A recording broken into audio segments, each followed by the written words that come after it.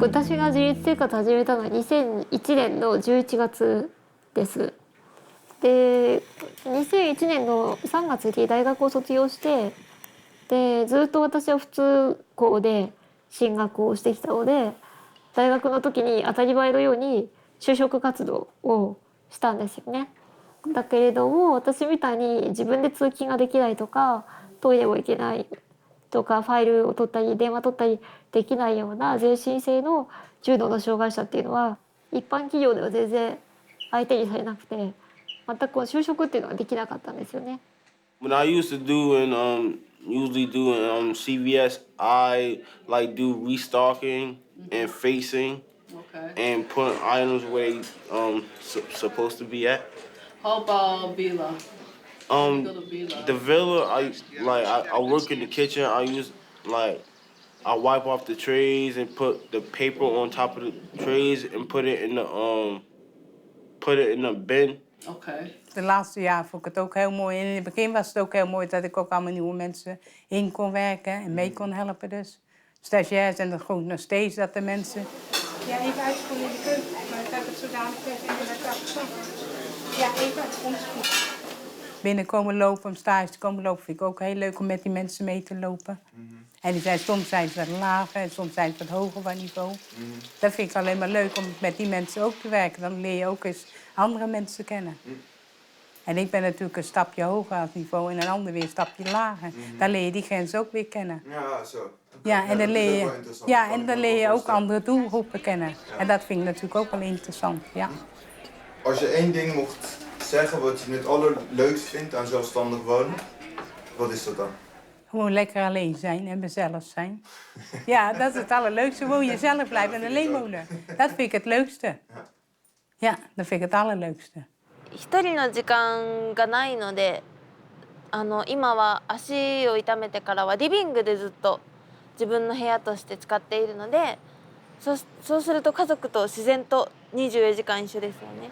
それでもう息が抜けないので、一人暮らししたいな。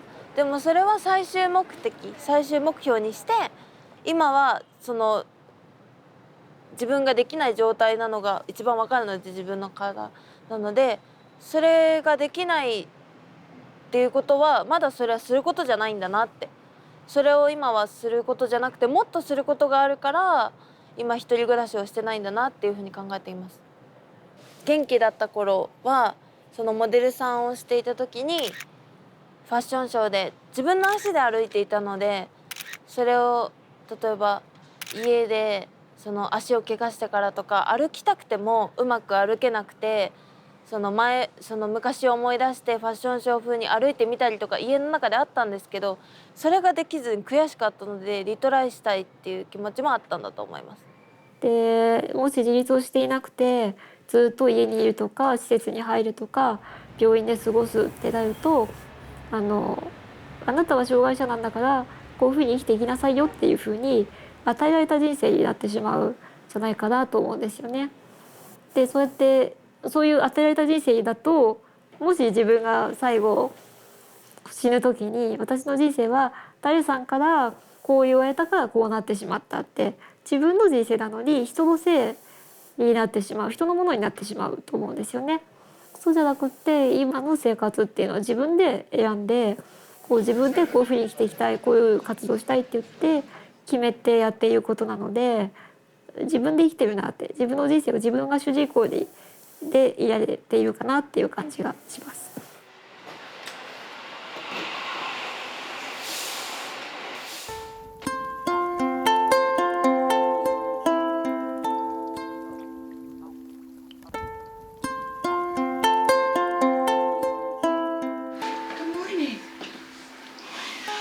Got you dressed and now we're getting you undressed to school.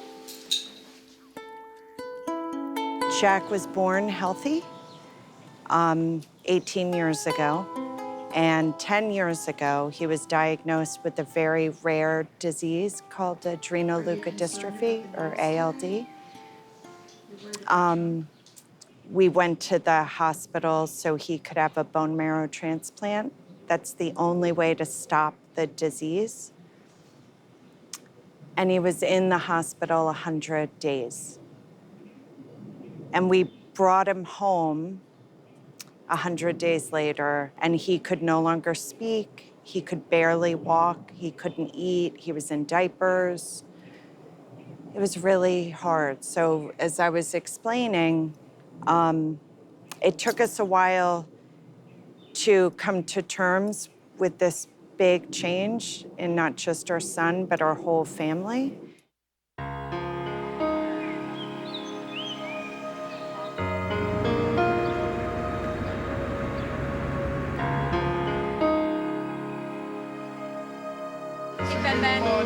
Sorry, it's so great. Welcome home.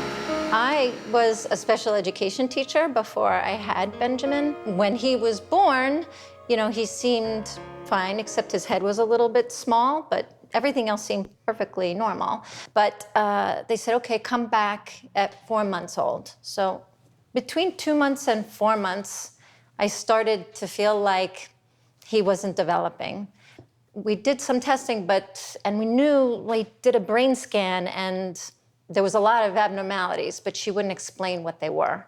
So we switched to another doctor, and that's when he told us, you know, he has cerebral palsy, and he's probably never gonna walk and talk and use his hands, but I don't know what his cognitive functioning is gonna be.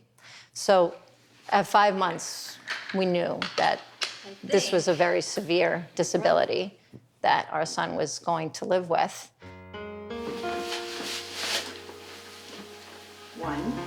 Giving him showers and changing his diaper and feeding him that sound like a nightmare, they're not really, because you get used to it. And he goes to school every day where I get a little bit of a break, which is nice. And he gets to have all these great experiences. And even when he's not at school, we do try to do as much as we can with him. We still travel and take long walks and go to the beach, and we put him on airplanes and just put on 2 diapers and just go. Pick one. Hey, water or veggie? Which one do you want? That one? Okay. Oop, just one. Just one. What do you say to Just John? one. Please give it to Jane. What do you say? Give it to Jane. All right. Give it to Jane. Good job. All right, give it to How are Jane. you? Up, Jane, look. Can you ring it up? Find it in the book. Yeah, find it in the book.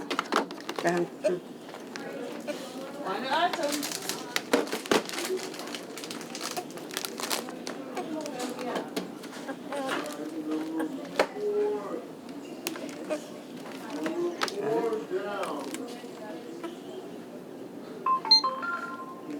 Good job. You need to pay them. Pay All right, how much does he owe you? money. 35. All right, Give it to Jane. give it to Jane. Give it to Jane. Good job. We stopped focusing on what he couldn't do and focused on what he could do, then we could move forward. They, not long ago, started using the Surface Pro, like an iPad kind of thing. And, you know, my husband and I sort of, you know, we joke about this. We have this debate about, well, is he really going to be able to do this? I mean, it took years, you know, it really did take about 4 years to get him to the point where he could start using this program, because he uses a switch to activate the computer to make choices. Do you agree with me? Yes or no? Are you doing a good job? And he uses a head switch. But it took a very long time to figure out, okay, he can't use the hand switch, he can't use a foot switch, he can't, you know, do it by his shoulder, it'll be his head. All right, so he's learning how to focus on the computer, he's learning how to make choices. I don't know, with him, there's small changes, but for him, they may be very large, and just interacting with other people means a great deal to him. Several years ago, he couldn't eat at all. Everything went through the tube in his belly. Now he can chew and swallow. I tend to have to feed him, initiate it. I do think that he'll relearn how to feed himself. Maybe not with beautiful manners and a knife and fork, but I think he'd be able to eat a bowl of pasta on his own. Yeah? I do hope he can start swallowing liquid again. I know, funny faces. Who's that? Funny faces. And he's getting better. If they happen, that's great, but it's not, I don't want to be disappointed if it doesn't. And I don't want Jack to feel ever that he's disappointed us, ever. I think when he first was diagnosed, it was black or white. He was gonna live or die. And all we wanted was for him to live. And he did. And then we had to come to terms with he was living this very different life. And it's not that one day we woke up and said, oh, good, we're ready. But over the course of time, we realized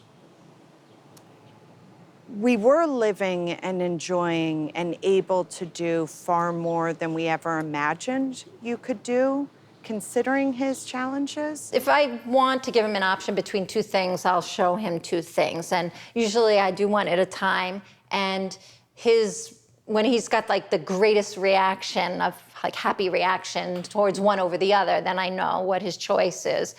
Are you laughing at me? When he doesn't want to do something, he'll stick his tongue out at me.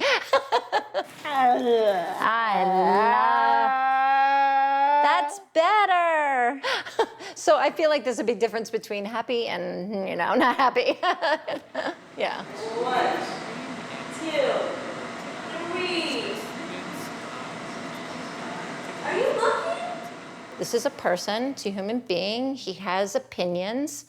And just because I don't know what they are doesn't mean that he doesn't have a right to them. It's my job to try to access that. So I think, I don't know when I sort of became aware of this, but maybe it's viewing other people and seeing the differences in how others are being treated, that it became very conscious to me that you have to strive to do that. You give them the choice. I think ultimately we'll probably need to hire someone to help care for him because he's getting bigger and I'm getting older. My husband's getting older, so I think we'll need full-time help, which will provide him some independence from us and perhaps give my husband and I a little independence. Jack's sister, Anna's going to college before too long. That's what I picture. I don't picture complete independence, ever. Try not to have this expectation that he's not gonna outlive me, right? I'm gonna bury him. And then yet feel like, oh my God, if he manages to live and I have to bury him, that's devastating for me also to think about who's gonna know him like I know him? Who's gonna take care of him like I take care of him? It might just be that our family is overseeing his care and he'll have to be in a facility. And I hate that whole idea. There's nothing for me to like about it. And it's not fair sort of to say, because I'm sure there are facilities that are very well run and they, are good to their patients, but it's not home. It can never be home. Look up, it's the moon. Look up, it's the moon.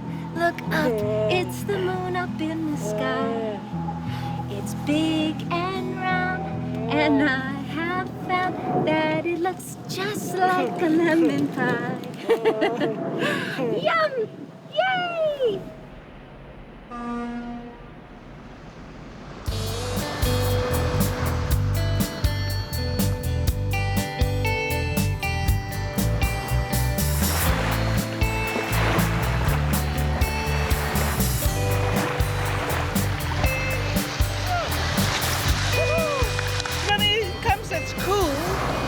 Speak very well, but then he says surf, and then say what? Surf, and then they really?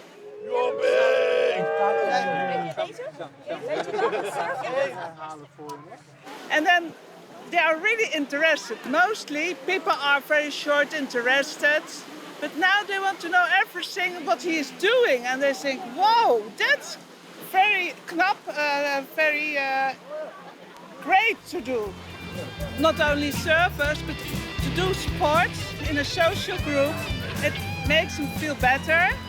He feels important. It gives him self-confidence, and you see him growing. Also physical. Really physical.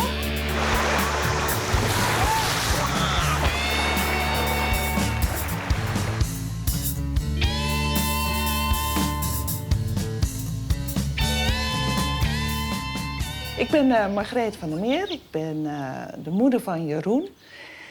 En we hebben 2 kinderen. Jeroen, die jullie al gezien hebben. En Merel, zij is 19 en zij studeert in Utrecht. En ja. Ja, mijn naam is Dico van der Meer. Ik ben de vader van Jeroen natuurlijk. Ik heb eigenlijk altijd in de directie van IT-ondernemingen gezeten. Ben nu gestopt met werken om meer tijd voor Jeroen te kunnen hebben. En nou, dat is het. Hier wonen we. Ja. Nou, Jeroen die kan zichzelf goed wassen en aankleden. Dat heeft heel lang geduurd. Het heeft ongeveer een jaar geduurd voordat hij de linkerschoen links aantrok, de rechterschoen rechts. Maar goed, dat kan hij nu. Hij kan zich inmiddels ook zelfstandig wassen. Tandenpoetsen lukt. Soms check je nog even, maar... Dat gaat 's morgens redelijk goed. Maar 's avonds als hij naar bed moet, dan is dat wat lastiger. Want dat doet hij niet zo graag. Dus dan probeert hij zo lang mogelijk wakker te blijven. En nou, dan spelen we een spelletje. Dat doe ik samen met hem, voetbal op de Wii. En daarmee is er een vast ritme, zodat na verloop van tijd, dan weet hij, nu moet ik echt gaan slapen. Als we dat niet deden, dan bleef hij vermoedelijk wakker tot hij omviel van vermoeidheid. Ja, dus we hebben een heel vast eigenlijk ritueel. En dat is eigenlijk 's ochtends ook. Daar moet je niet van afwijken. Dus je moet niet eerst zeggen, eerst even een boterhammetje en dan aankleden, want dan gaat het totaal mis.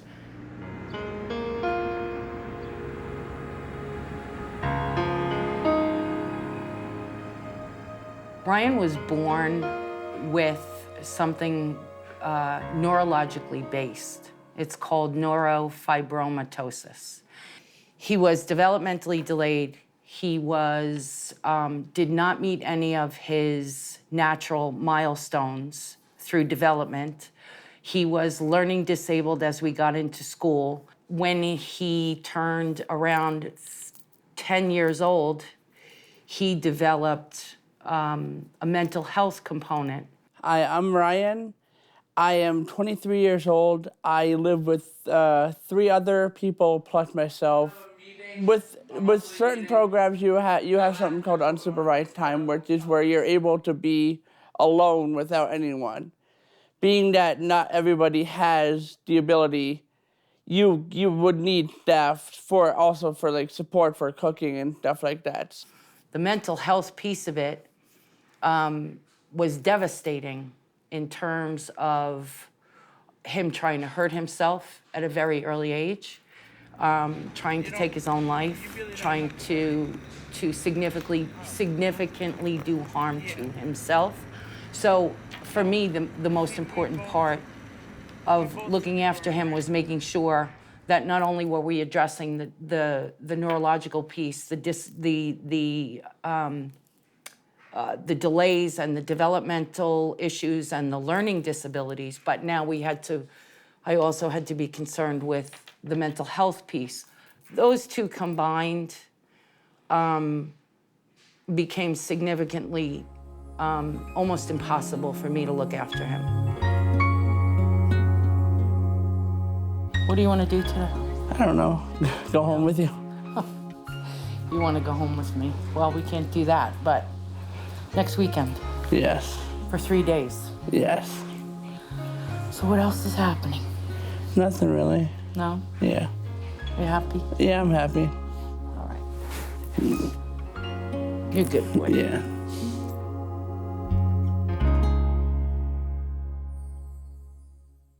Ja, het wordt ingewikkelder als het kind zo groot is dat hij zeg maar normaal met vriendjes zou gaan spelen of naar een sportclub zou gaan.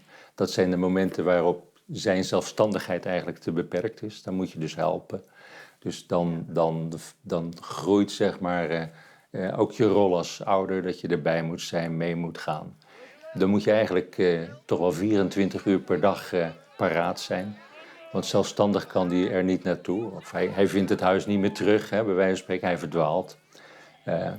Dus dan moet je eigenlijk actiever zijn. Margreet heeft toen minder gewerkt in die fase. Hè? Ook omdat dat medisch natuurlijk ook wel gecompliceerd was in die tijd. En dan organiseren ze het zo dat de eerste keer hangt er een foto van hem op zo'n surfpak. En zijn de 2 vrijwilligers echt voor hem. Ja, vanaf dat moment is het geweldig. En hij wil surfen. En, hij kan niet wachten tot hij weer mag. En hij vraagt er ook 's winters naar, wanneer mag ik weer? Maar ik bedoel, je zet door als ouder. Dat was hetzelfde met breakdance. Nou, wilde hij ook absoluut toen niet heen. Je schat je kind in. Je ziet hem bijvoorbeeld nadoen op de tv of op filmpjes. Dan denk je, ja, dat jong, dat houdt van bewegen. Die wil dat doen. Laten we kijken of dat lukt. Maar dan overziet hij het niet. Is het iets nieuws? En dan zet je door omdat je denkt, het is echt iets voor hem. Nou ja, en beide keer is het inderdaad goed uitgepakt. Dus hebben we gelukkig goed ingeschat. Ja, en het doet ook wel iets met zijn persoon. Met name die sporten, want ze voelen wel dat het stoere sporten zijn, zeg maar. Hè? Dus als het lukt om op die surfplank te staan en dan zie je hem groeien. Hè? Dan zie je hem groter worden ook op die plank. Dus veel dingen is die laat mee. Hè? Hij leert laat spreken en dergelijke. Maar die stoere dingen die komen gewoon tijdens de puberteit. Ook op het voetbalveld, als hij heel hard schiet, dan is die trots op zichzelf, zeg maar. En dat heeft hij ook nodig, dat merk je dan. Daar groeit hij van. Ja, dus het opdrukken. Oh ja, 10 keer opdrukken. Met breakdance leert hij dat. Dus dan vraagt hij aan mij of ik ook mezelf 10 keer wil opdrukken. Nou, dat lukt me niet meer zo goed. En dan vindt hij zich helemaal een stoere kerel natuurlijk. Ja. Dus dat zijn dingen die gaan eigenlijk gewoon door. Ja. En daarom ook leuk dat hij zo'n sport heeft waar dat dan kan. Ja. Dat hij niet een klein jongetje voelt wat aan de hand van zijn ouders mee moet lopen, omdat hij eigenlijk niet zoveel kan. From 10 years old to 15 years old, I kept him with me. And that's when it became, those 5 years became extraordinarily challenging. I worked full time. His care was 24/7, and so after sort of holding it together for him for 5 years, there was an incident at 15 where he came very close to taking his own life, and so I realized on that day that if I didn't do something, he's probably not gonna be with us for very much longer. So at 15 years old, his emotional IQ, if you will, was probably that of a 7 or 8-year-old child. And so he couldn't make that decision. I had to make that decision for him. I struggled with it for years before I finally made the decision that if I didn't do it, the alternative was going to be devastating. And so it was the single most difficult decision I've ever made in my life, and continues to this day to be the single most difficult decision I've ever had to make for him. It was the hardest day of my life.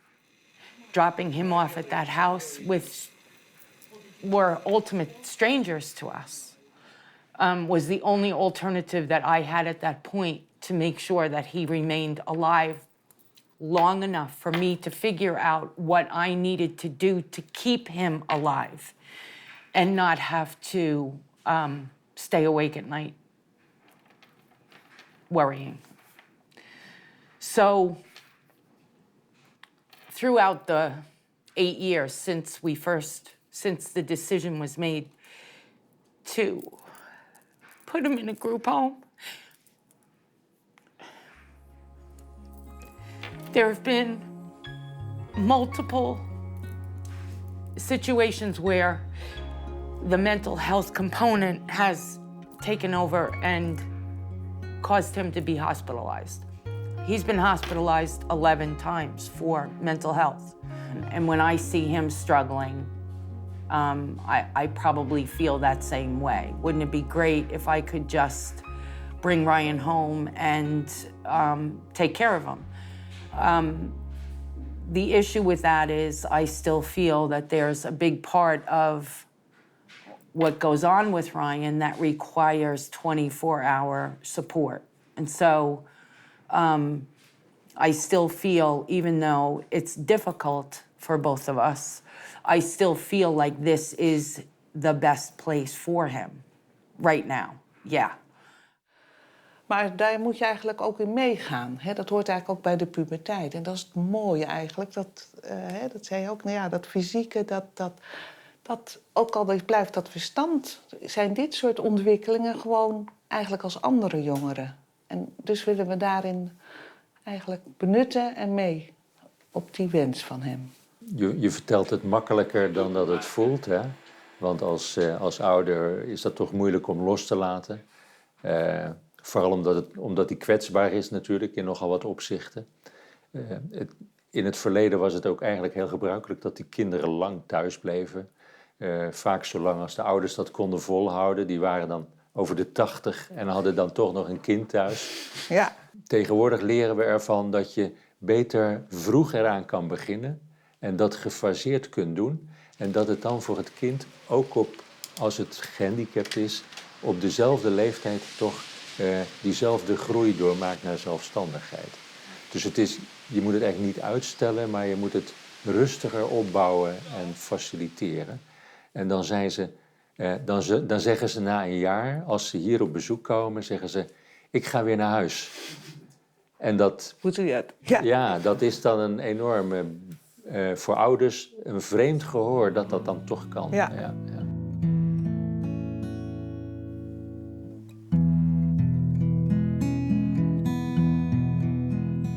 We both said we weren't ready for that, so you really don't have to worry.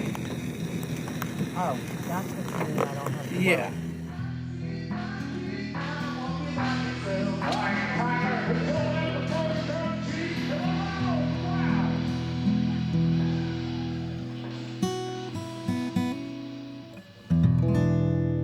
John actually got sick 5 years ago, June the 7th of 2012.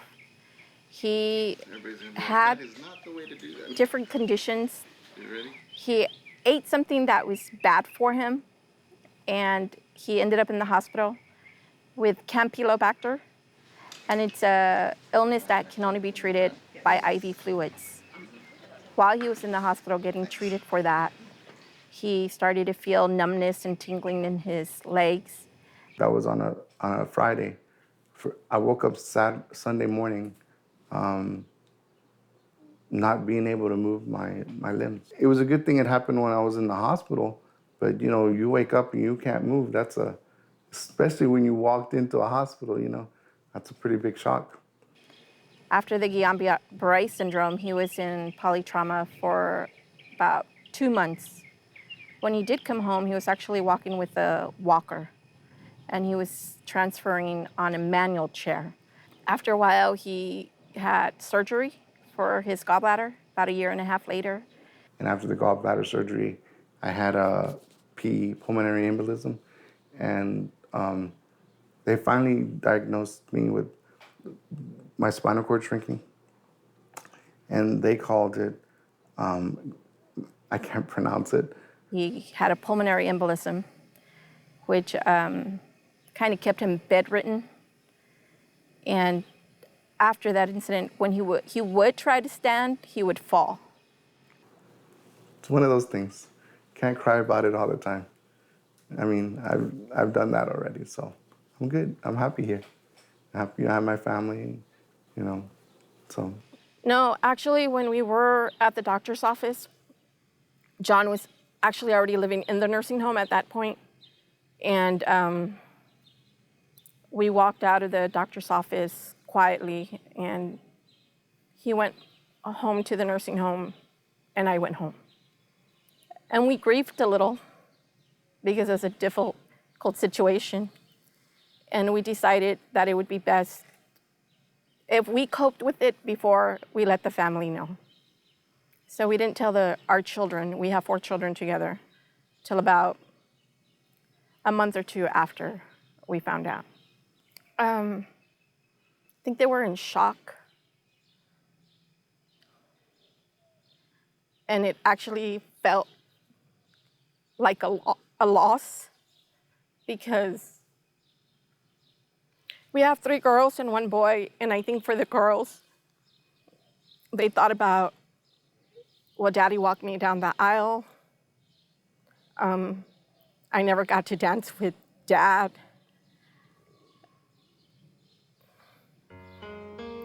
It was very difficult to get that news.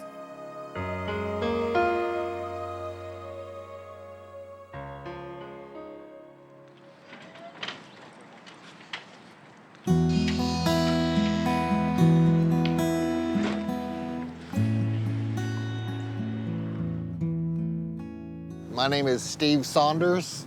In 1996, I was involved in an automobile accident in which I suffered a broken neck, and it left me quadriplegic. This is why I have to use this wheelchair, paralyzed from basically about here all the way down and down the backs of both of my arms and hands. It's more about missing being able to do things, and it's more of the everyday simple things than you would think. A lot of people just figure you miss going out and doing stuff, and I would rather just be able to stand up and put my pants on. I mean, it really is simple things like that that make the biggest difference.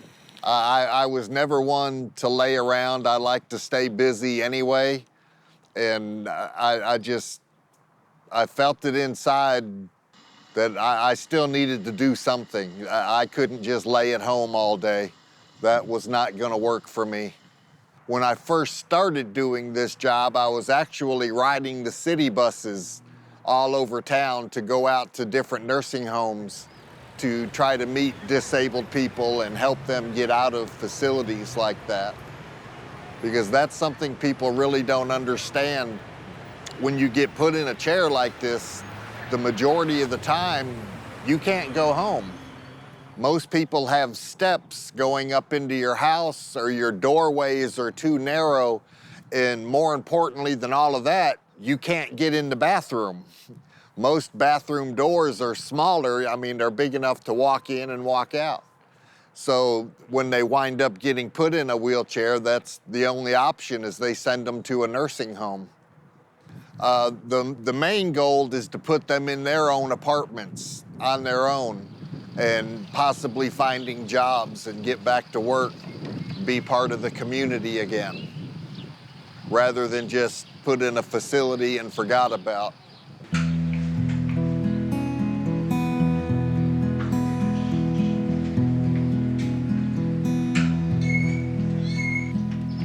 I wanted independence, and in the nursing home, there is no independence. I mean, it is a nice place. It just wasn't for me. That's all I'm being honest. Some people I've had people, they move into the nursing home and it suits them just fine. You know, they make friends, they're happy with the activities that are going on there. My biggest desire was to get out. I wanted to go and, even if it was just to go to the mall and to get out of the building once in a while. I wanted to be able to have that option. And the nursing home that I was at was in a very remote location.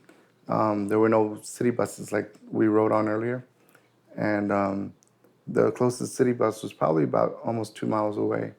So by the time I rode all the way over there and had to ride all the way back, it didn't give me much options to go anywhere.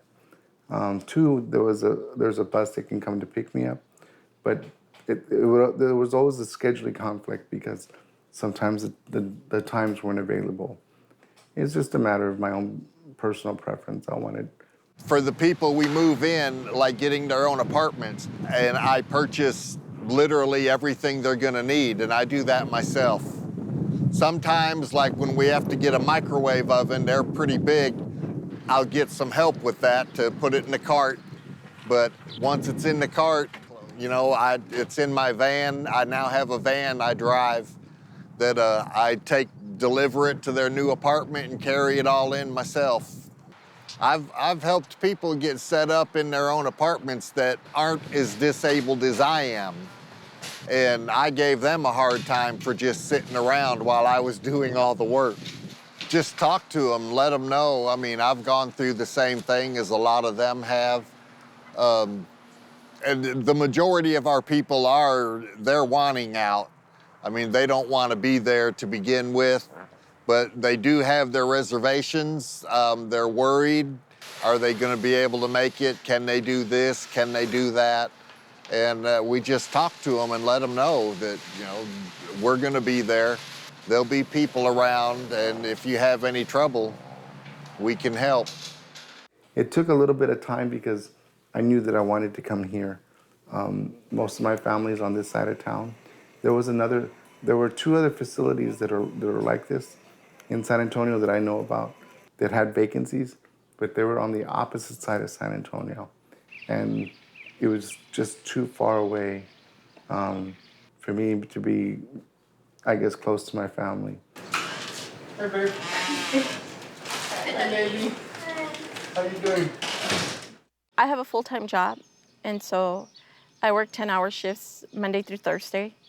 So Thursday evening, Friday, Saturday evening, I stay here with John. John is actually a happier person. I'm also happier. It's just nice to be able not to schedule spending time together. Like at the nursing home, they have a time where he gets up in the morning and what time he has to go to bed and what time they're going to serve him his lunch and dinner and events like that. And so I'm able to come and go. I can spend the night here with him.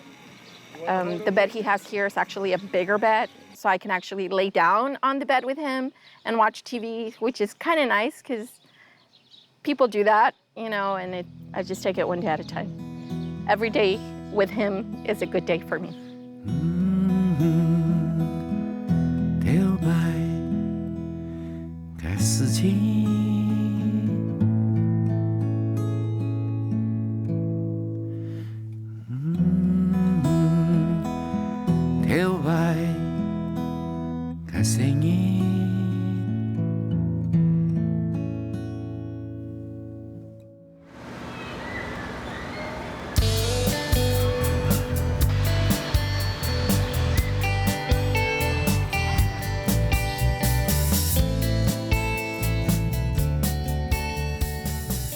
What have we been doing to prepare you to be more independent so you can do certain things after you graduate?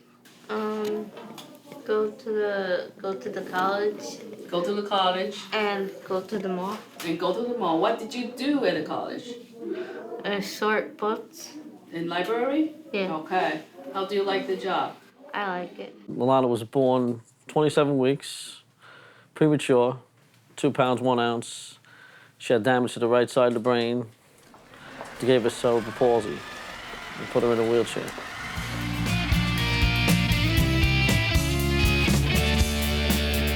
You say you want to find a job at a mall? Yeah.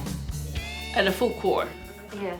You help them do what? Clean up or gather the food or sample? I help them sometimes clean up and get my own lunch. Okay. All right, so your independent life is are you gonna live still with mom and dad? Or are you gonna live on your own? Well, I told my mom that I wanted to move out. Move out. All right. So you're gonna live in a group home kind of place? Yeah, Okay. that's what I want to do.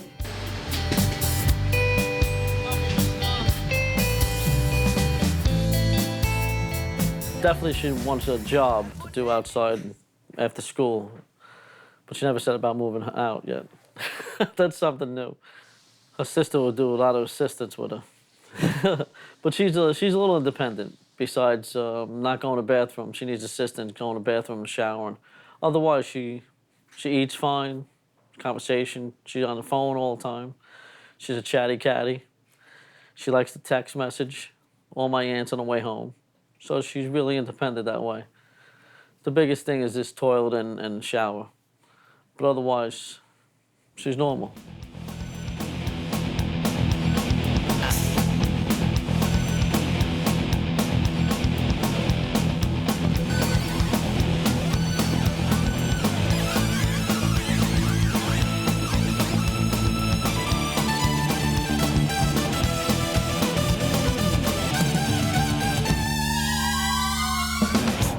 広汎性発達障害と言われています。で、あと知的遅延と言われています。で、特徴の一つではないんですけれど、場面緘黙という特徴があります。で、場面緘黙なので安心して安全だと感じる場所でないと話ができません。あと脳の作りというか脳の機能上の問題で筋肉がつかないので常に猫背で姿勢の保持が難しいと言われています。で、自転車に乗るのも20歳まで無理だろうと言われてたんですけれど、持ち前の根性でなんとか4年生に乗れるようになったのがそうですね、克服じゃないんですけれど、人はできるんだなっていうところですよね。あとはいそんなところです。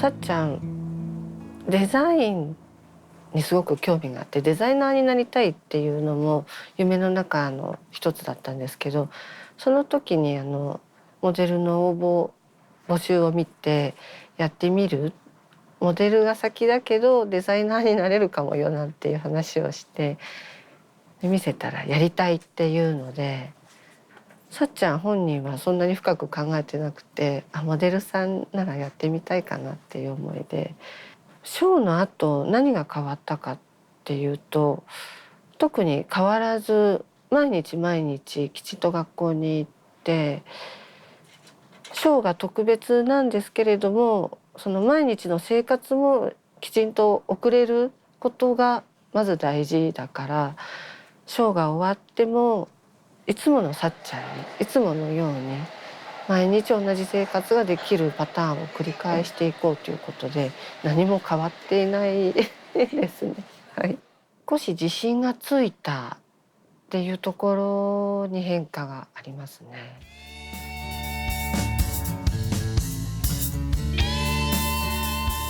Why do you want to move out? Because I want to get away from my mom and dad. Who do you want to move with? Janelle. Who's Janelle? My sister. Oh, you want to live with your sister? Yeah. Like, have you ever discussed with her? No. We know that you have a very good prom today. So, like, did you dance with anybody? Yeah, I danced with Michael. So, how was it? So, like... It was fun. I kissed him on the hand. So, did I play any songs you like? Kind of tilt a little bit. So you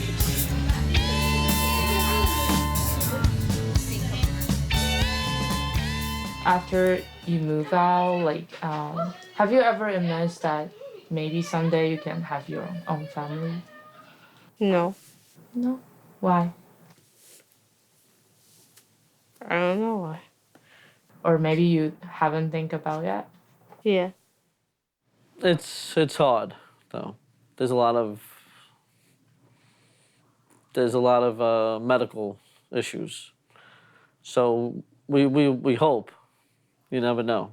But there's a lot of surgeries in between, seizures, things that come with it. But hopefully, one day she might be able, to move on and start a little family. But time will tell.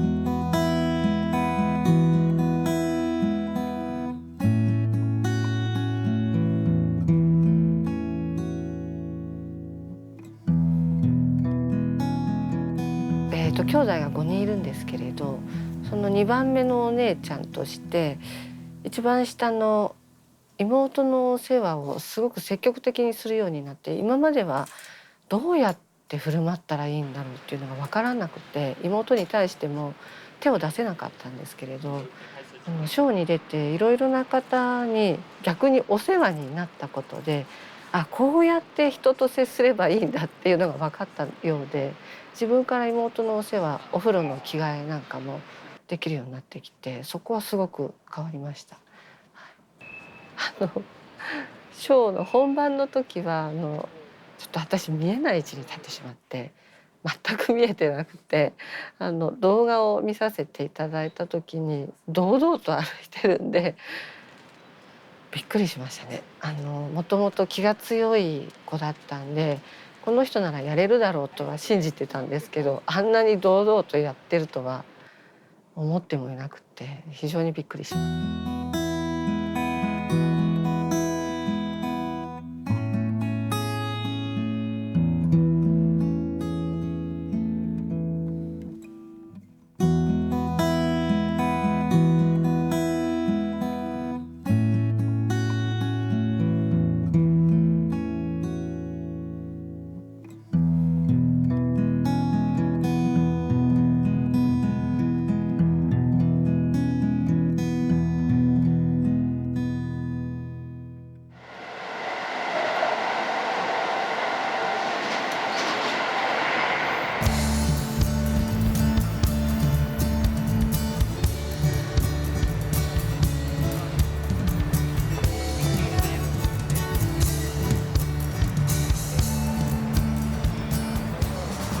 で車椅子がですね、こちらがこう、自分でもライブ配信ができる、そのままライブ配信しつつ、やっていく形と、でこちらがそういうロゴですね。このヘルプシュー、これがダブルグッドのマークになっていて、この意味が、こう車椅子を押す時ってこう両方こういうふうに持つので、これをダブルグッドで車椅子を押してもらうと。そういう形になっております。はい。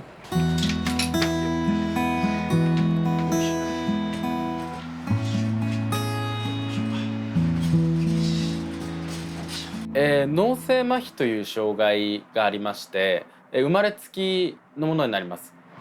母親から聞いた話によると、生まれた時の何かしらのアクシデントで脳の一部に障害を負い、運動神経が麻痺しているという、首から下に麻痺があるということで、一応手の方はリハビリでだいぶ良くなったんですけれども、足の方に強く残っているので、一人暮らしを始める時っていうのが、両親の強い希望だったんですよ。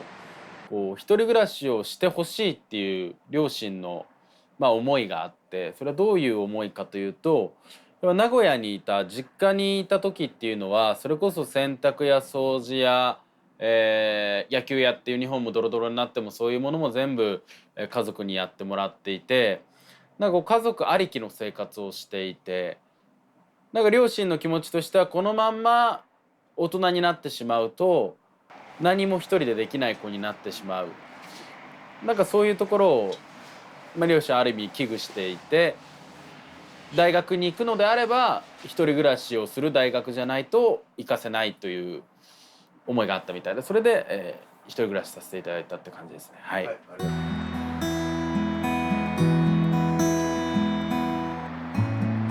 高校生までは野球をやっていて、で高校の時にリハビリ手術をしないといけないことになりまして、足の手術をして、なんとか足がすごく良くなりまして、その後やはり大学に行こうという、大学に通うことになって、足がめちゃくちゃ良くなったので、僕はキャンパスライフを楽しめるものだと思っていたんですよ。しかし大学になるとそれこそ関わる人も増え、キャンパスもものすごく広くて、足が良くなったといえどそれほどまでに良くなってなかったという、ある意味ちょっとジレンマのようなものに陥ってしまって、でも1年近く乗りたくないと、乗ったらなんかこう障害者になってしまうんじゃないかっていう、なんかこう拒否感みたいなものを持ってまして、でも車椅子乗り出してから歩いても友達と一緒に会話ができる。でそれこそ夜の街にも遊びに行ける。でもうそれこそ観光地にも遊びに行ける。すごい自分の人生の視野が広がって、どこにでも行けるんだなっていう感動ですね。もうまさに車椅子はシンデレラでいうかぼちゃの馬車だったなって思いますね。もう今だから魔法にかけられてるような状態になってるかなっていうぐらい、車椅子がかぼちゃの馬車、夢への入り口だったのかなっていうのは今思ってますね。はい。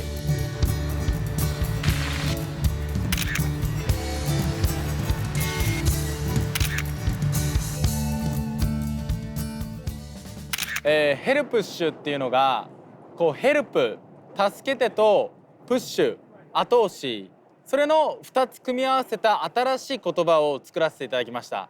それがヘルプッシュという意味で、誰でも気軽に助けてと言えて気軽に後押しができる。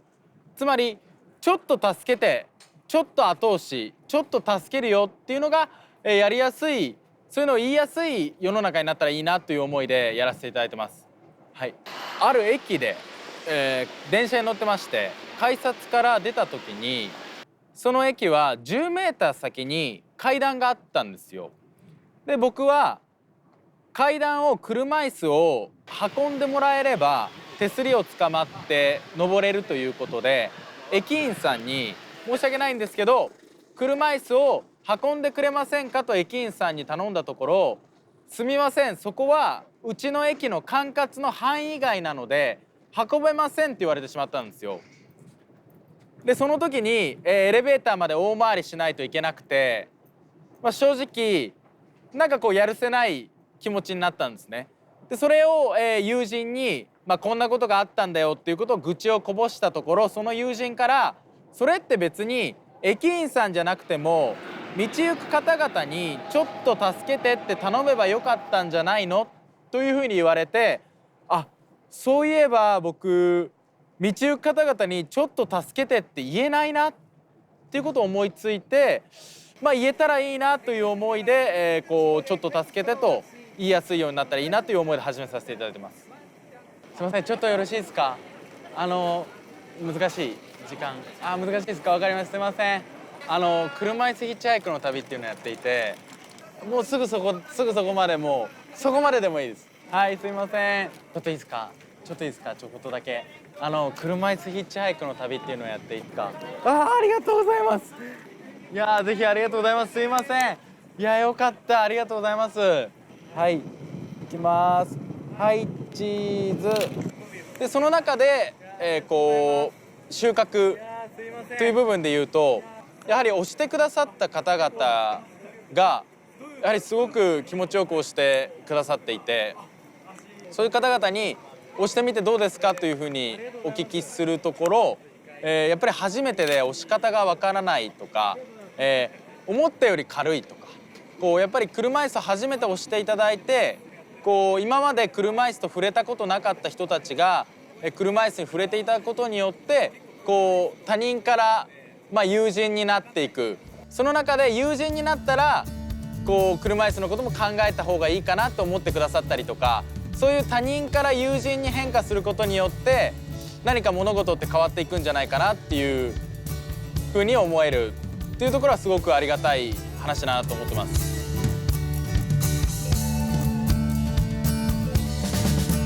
我东北海岸，咱来去北海岸，为家人山，坐来去宜兰山，啊顺线大家洗温泉。我东北海岸，咱来去北海岸，为家人山，坐来去宜兰山，啊来去